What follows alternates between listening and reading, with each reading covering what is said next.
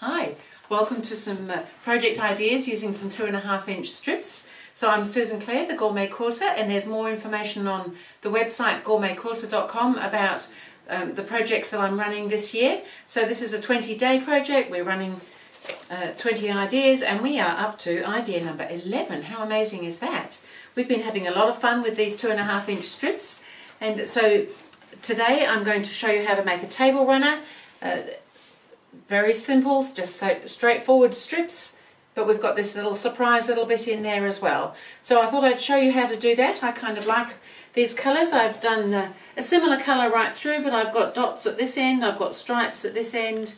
We've got this yummy little black and white stripe binding on this particular one. It's all looking pretty delicious, I reckon. So I'll just pin this up here out of our way, but so that you can see it.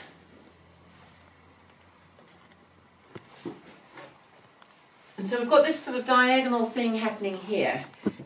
So I'll show you how we're going to do that. So in theory, it's all very straightforward and simple. We have strips, because I'm using at one end on this one that I'm showing you now, whereas here I've got the dots and the little stripy fabrics. I'm using a printed fabric and a solid fabric.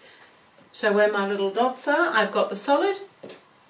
So we just need to cut, so if you've already signed up on Gourmet Quilter, you'll have a pattern that looks something like this, that tells you how to cut everything. So I've already cut everything out and I've got my strips ready to go. So obviously they vary in length because it changes from short to long, etc. And we need a piece for the little pop of colour. So in this case I had a yellow, this time I'm using this bright blue. That'll definitely pop. So I've got my strips, I've cut them to length, and all we have to do initially is just press over a corner on both pieces, and it needs to be the opposite corners, so that when you place them together it looks as if you've just joined it on the diagonal, but we're not actually going to join them together, but they need to sit like that. So just need to press that back. So all it is just a diagonal fold, and the way I achieve that is simply by bringing that straight edge along that straight edge and folding without stretching, because that's a little bit stretchy now. And the same thing on this one. So we need to do that to both of those so that they will sit together like that. And then we need to put the little pop of colour behind. So I'm suggesting that we make it a little bit longer than we perhaps needed to. But I quite like the way it just sits behind like this. And I'm just going to use some pins just to hold that. And we're going to baste that in place in a minute. So this one as well. So I've just left it so that there's a little bit of the colour going behind there and there's a bit going behind here, and we want these to sit absolutely next to each other as if they're stitched together. And again, pop some pins in, keeping things straight, all those raw edges straight together.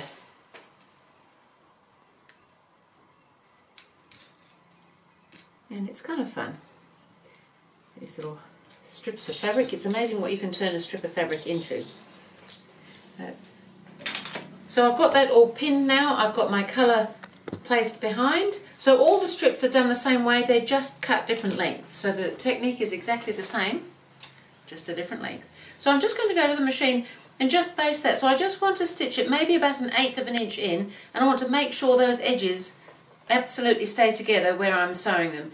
We don't want to see this seam later on, so 1/8 of an inch or so is quite good, because that'll still sit within our 1/4 inch seam allowance. So I'm just going to come along here. I've got a larger than normal stitch because I'm really just doing a holding stitch. It doesn't really have to do anything except hold. So I'm just coming along, making sure that that's staying together, and then I'll just come all the way to the end of that piece of blue that I've got behind there, or somewhere close to the end. And then baste the other side. You could do this as you're joining the strips together, but I just felt it was a whole lot of things to hold together, and it's actually a bit more straightforward to just do it now. And then it's done.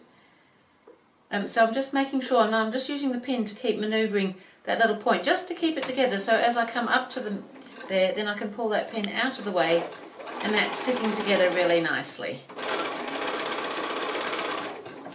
So that's how we have to do those. So, and you can see that if you open that up, there's another colour in there. But it's not sort of fixed anywhere at this stage. So I've done the next strip here ready as well. So these should be, if we go from this short end, these should be graduating their way along. It's going to go that way. This line should continue all the way through. So, because now what we need to do is we need to join those two strips together, and then we just need to press those seams open. So I've already joined the other strips up, so I can show you that.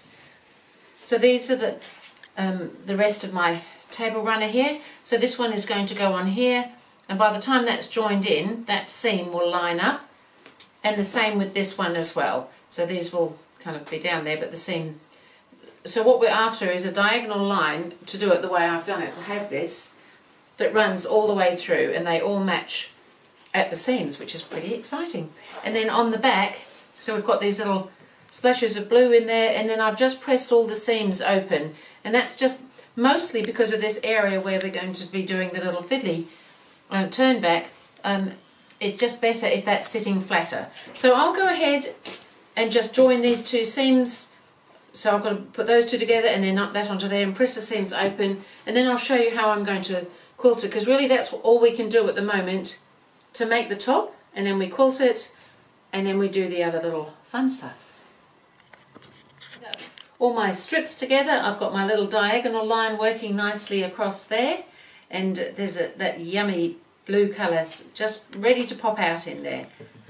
So I've also now put it with the backing and the batting. I've just used a thin cotton batting. I really like cotton batting, particularly when I'm doing things like a table runner that you might be using to put things onto on a table. It sits flat, it's quite nice. It also works well as a wall hanging, so you could hang it if you didn't want to put it on a table. So I'm just going to show you a little bit about the quilting. The quilting is pretty straightforward. What we're going to ultimately be doing is, because we've got these little folds here and they're on the bias, so that means they're stretchy, we're actually going to be stitching them back open. Just pin one out. But we're not doing that yet, but it's just to show you what we're aiming to be able to achieve. And that one will be popping out like that, and I'll show you how to do that with the sewing in a little bit. We've got to do other things first. So that's what we're hoping to achieve. So I'm going to just quilt. On this one I've done this. I've just come either side of the straight line, but then when we get to this point here, we don't want to come straight through there because we need to be able to open these little bits out. So I'm going to come down here and I'm just going to do a little skip around there. And you might see a couple of the stitches later if you're really looking at the quilting, but in general that will just disappear because we need to come down, or you could do some other quilting of course, and then just in the ditch, just between the two little bits, so that these are free to open up afterwards. So we'll just come down that first little one and get through that first little intersection so you can just see what I mean. So I'm just stitching approximately 1/4 inch away from the seam. I've got I think a slightly longer stitch than normal. I will have in a minute. When I'm quilting, I just make it a touch longer, not a hugely long one, just a little bit longer. And so I'm just going to come along here.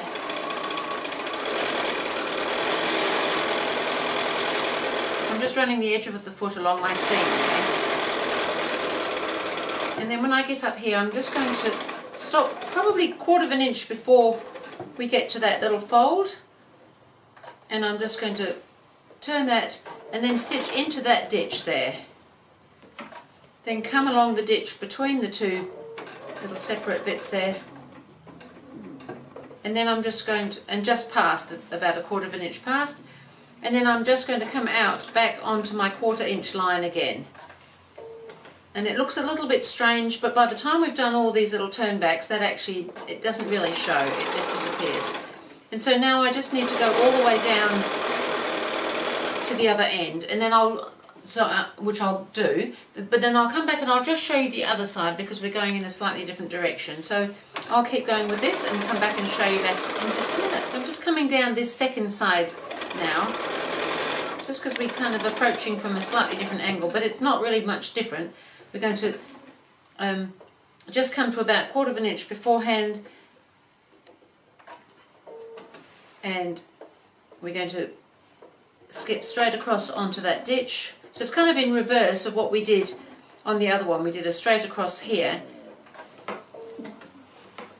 then come through that little gap between there till you're about 1/4 of an inch past, and then we can come at an angle there till we're back on our 1/4 inch line, and then go all the way to the other end again.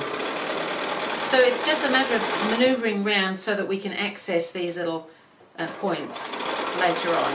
So I'm going to go ahead now. It's all going to be the same thing. I've got to do all my quilting so that I can then show you. In fact, actually, I'm going to quilt it and bind it before I come back, because I do these after I've done the binding as well. The binding is just the same as a quilt. You know how to do that. So I'll come back ready to show you how to do these delicious little bits here. So I'm machining my binding down. I've just about got back to where I started. I'm just going around the last little corner here and we're ready to do our fun stuff.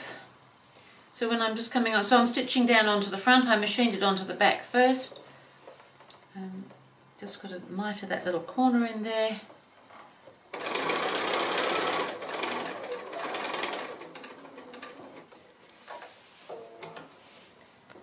And I just like to do a little back stitch right just over that little corner bit. And I'm right back here now where I started, so it's looking pretty exciting.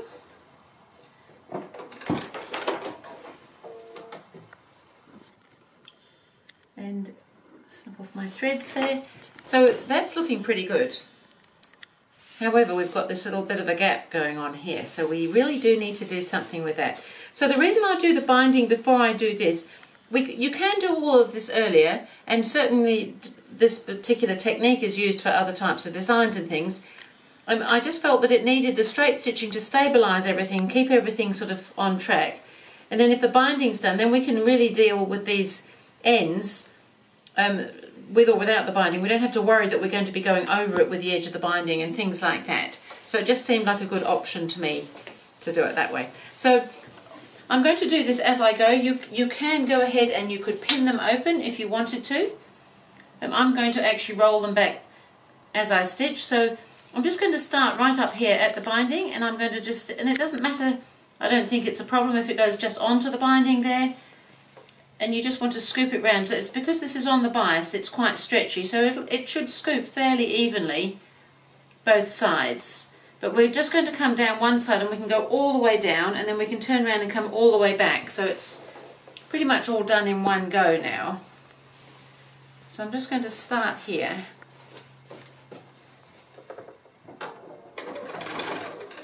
And just follow the little curved fold around. This is harder to do with the foot on if you're doing it on a larger quilt. You may want to do free motion if you're on a bigger quilt, but we can just manage on here. So now I'm just at that intersection. So I'm just going to leave the needle down and pivot, and then I've got to pull back the next one and come onto that one, and again just scoop around fairly close to that folded edge. It's kind of fun to have these little pops of colour.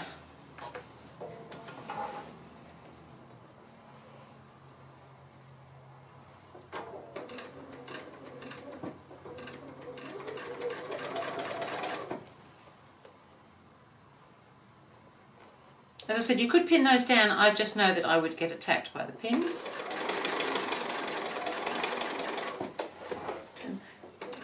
So I think you can see what I'm doing now. So I'm going to continue on, and then I'm going to come up the other side. So I'll show you when I'm turning around to come up the other side again. So I've come all the way down that side, and I've just left my needle in, and I'm just turning it around now to come up the other side. So it's looking pretty good.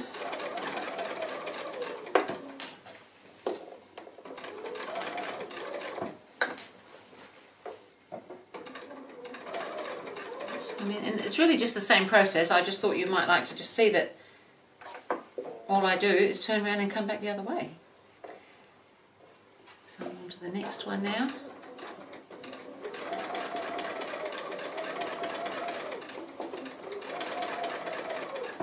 So I might keep going, and then I can show you when I come out the other end how it's all looking.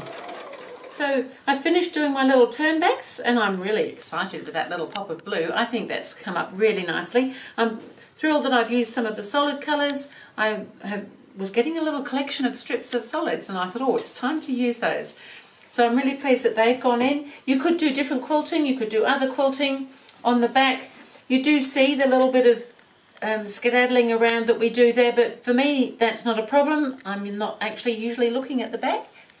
I'm looking at the front and you don't really notice it on the front. So I'll pop it up next to the other so you can see the two colourways, although they're both pretty bright, I have to say. So just see them next to each other so you can see something like a streak of yellow or a streak of blue, or you could do something quite different. You could do a whole black and white one with a pop of colour through there. I don't know, there's so many possibilities. And so that was idea number 11, using 2.5-inch strips. I will see you again with idea number 12.